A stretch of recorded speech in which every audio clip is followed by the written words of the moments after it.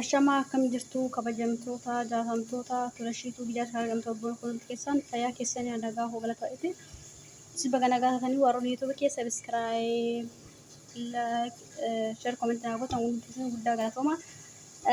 Ammoo salaaxaa indiyaa hojjechuu jechuudha. Salaaxaa indiyaa kiyaara indiyaa kanaan hojjechuu jechuudha.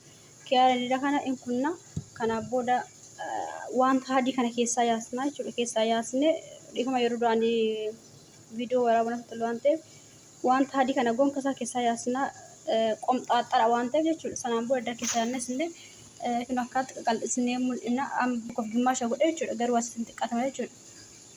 Erga mummurreenne kana keessa yaasnee mummurreenne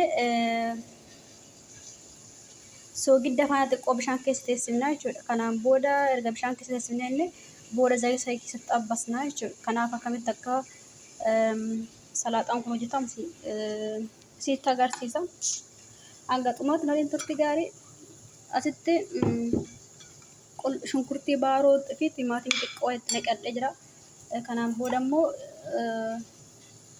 kiyaara indii jechuudha. Yoo seeranii dhiqamu jechuun soogiddaatti godhanii si xabbasuu baatan qomxaaxaadha nyaachuu hin danda'anii jechuudha. Baay'ee qomxaaxaadha jechuudha. Kanaaf naqee jira. Amma immoo asitti illee shunkurtii diimaa xabbasee jira jechuudha. Itti naqaa.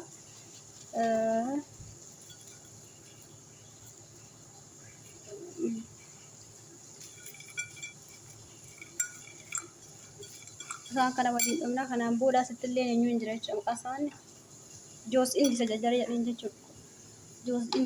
Joos indi daakamaa isaa firiish akkatti bitamala. Itti nanna. Otollee kas badduunis hin jiru malee isaa jarraaramuun badduunis jechaa jirtu goone baay'ee tokko bareedduu ta'a jechuudha.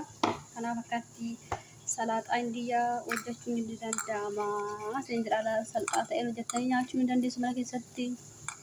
Zayitoo illee xiqqaashuu ishiitti naqaa. Akkasumallee soogidda xiqqaashuu ishiitti naqaa.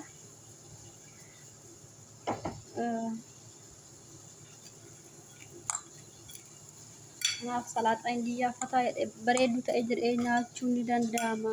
Asiin jedha. Obbo tokko salaaxaa indiyaa akkatti hojjetama. Mi'aan isaa immoo saddaati. Loomii illee itti jira. Booda ittiin cuufadha jechuudha loomii tokko.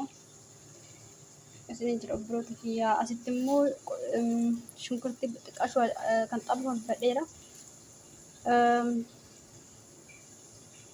Eeyyuu faana walitti godhama waan ta'eef maqaa samaan ruuzii